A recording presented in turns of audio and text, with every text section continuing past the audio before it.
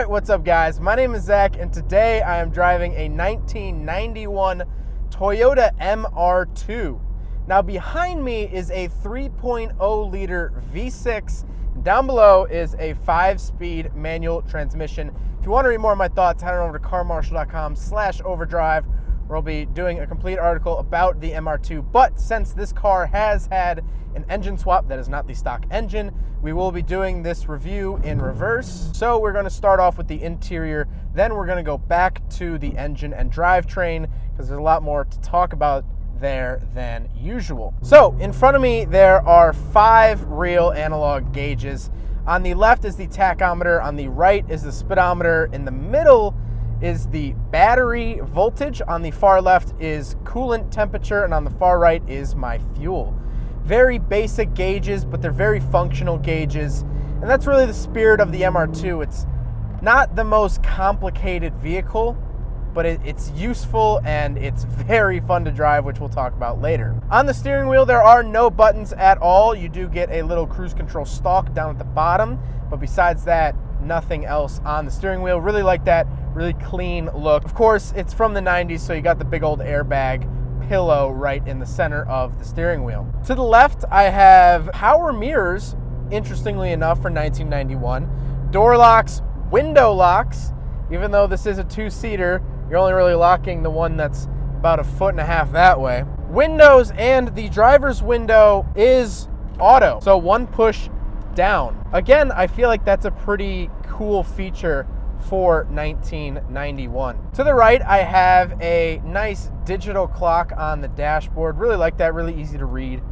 Then the radio has since been switched out for an aftermarket radio because who likes radios from the 90s? Then you have your climate control buttons. Actually, surprisingly, a lot of options here. Heating and air conditioning, really simple, really tactile buttons. They almost feel like sort of fighter jet sort of toggle switches, which is really neat.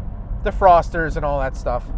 Then you have the shifter, which feels good. It feels solid. It has a pretty long throw, I feel like, for a sporty car, but that can easily be switched with a short throw. And then over my shoulder, if you can see it there, there is a little cubby hole or a little sort of glove boxy-ish storage box, which is pretty neat. No back seat. The MR-2 was never offered with a back seat because the engine is right there. You don't really have room for one. Last thing about the interior, which should be pretty obvious and is one of the coolest parts of the MR-2, is the fact that it has T-tops. So these are glass tops above me, which can be removed. If you'd like to take them out, you can. I'm not going to take them out because it's about 20 degrees today and I would become a human popsicle. But you can remove the glass tops, which is super nice. It really adds that open top experience. You can either take out the tops, or the MR-2 was also offered with a sunroof. So, like I said, this car does not have the stock engine. It has a 3-liter V6 out of a 1993 Toyota Camry. I'll put the engine code up here on the screen because I forget it at the moment, but it has aluminum heads, cast iron block, and it's a 3-liter. So the stock engine that came in these MR-2s, because this is actually used to be a naturally aspirated MR-2, was a 2.2 liter inline 4. They never actually offered a V6 option. So what this does is not only ups the power drastically, the horsepower that is, you also get a lot more torque because you have 2 more cylinders to play with. All right, let's get a little bit of audio of that V6.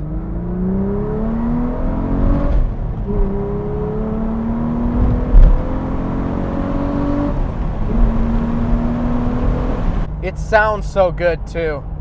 Naturally aspirated V6s, they just sound better than 4 cylinders in my opinion. Now this is a decently common swap. It's not the most outlandish, this isn't a cutting edge swap, but it is kind of rare that you see MR-2s with the V6 from a Camry. Now, like I did mention, it used to be a 2.2 liter naturally aspirated car, and that means that the gearbox is the naturally aspirated gearbox, so it actually has a lot shorter gears. It was supposed to make the 2.2 liter feel more fun, and it did, but now that it has the big old V6 attached to it, It's really quick. I mean, not only the throttle response in this car, but just the gearing. It's click, click, click. You roll through the gears. It's just so cool. It's a lot of fun. It's a lot of fun right now. Because of that short gearing, it's a lot of fun right now. Now, you might be asking yourself, how do you shove a 3-liter V6 into the back of an MR2? What do you need? What are all the parts required? And the answer is one custom engine mount. One custom engine mount. That's it. That's all you need. It'll bolt up to the transmission. You're gonna have to kind of mess with some hoses a little bit because the coolant enters the engine differently on the V6 as it does the 2.2 liter. You're gonna need a V6 flywheel, so you're gonna need the flywheel off of the Camry.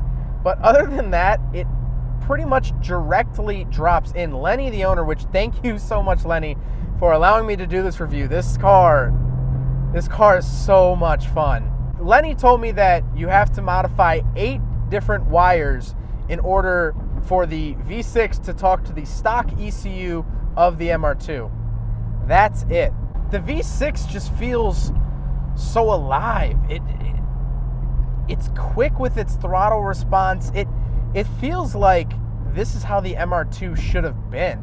I wish more people got to experience a V6 MR2 because this is just too much fun. Now, one of the most ludicrous things about this specific MR2, this exact one that I'm driving, is the fact that this is Lenny's daily. As you'll notice, it's on snow tires.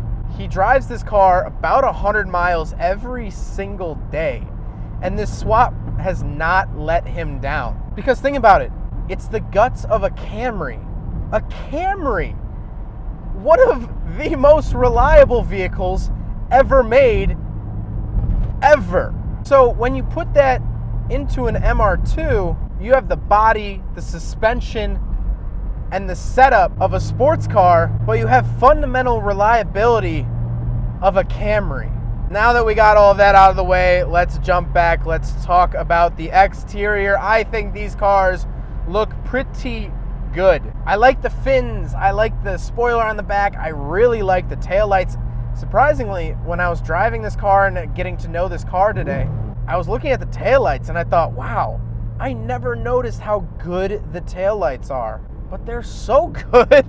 They're so good. And of course, it's a car with pop-up headlights. Man, do I miss pop-up headlights. They just make the car look so sleek when they're down, but they're so functional when you need them. Serious props to Lenny, because this car, this is one of the biggest compliments I can give a car, is that this car feels stock. It feels like it was meant to have this engine in it.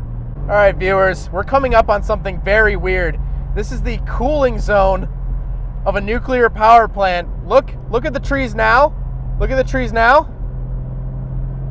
Now look at the trees. Oh, this is weird. If you have an MR2 and you're not so sure, you want to make some more power, or maybe the 4-cylinder died, look into this. Oh boy, we have a tunnel. Let me play you my song.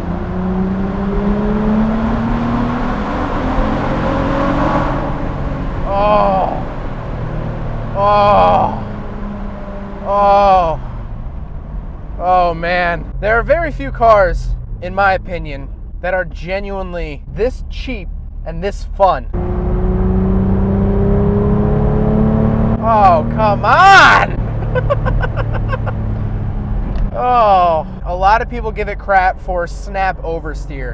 And what that means is when you're pushing the car at its very, very limits and you're coming around, sometimes it goes, nope! And it comes back around the other way and tries to kill you. And while I'm not saying that that's completely false, MR2s are known for snap oversteers, it's really not as big of a deal as you think. As you guys have seen, I've now gone an entire video without snap oversteering and killing myself. So it's not too far to say that these cars, they snap oversteer, but that's at the very, very limit of when you're pushing the car. It's like going around and telling everyone that pizza burns your mouth, don't eat pizza. never eat your pizza. Well, yeah, when you eat it straight out of the oven, it's gonna burn your mouth, obviously. But when you treat it with respect and let it cool down, pizza's totally fine. And that's how MR2s really are. I nailed that downshift. Really happy about that. But that's how MR2s are. Treat them with respect, and they'll respect you back. And you'll have some fun. Well, I hope you guys enjoyed the video. I hope you guys learned something about not only MR2s, but MR2 V6 swaps. I hope this has inspired someone to either go out and buy an MR2 or swap their own MR2. If anyone has a stock factory MR2 of this body style, please shoot me an email. I'm really interested to see how the stock vehicle performs because I have not driven a stock MR2 of this body style. So please give me a call. But I hope you guys enjoyed the video. I don't think you enjoyed it as much as I enjoyed driving this, but I hope it was at least a fraction of that. Don't forget to rate the video, comment on the video, and subscribe if you really liked it. Take care, guys. Aside from my soul.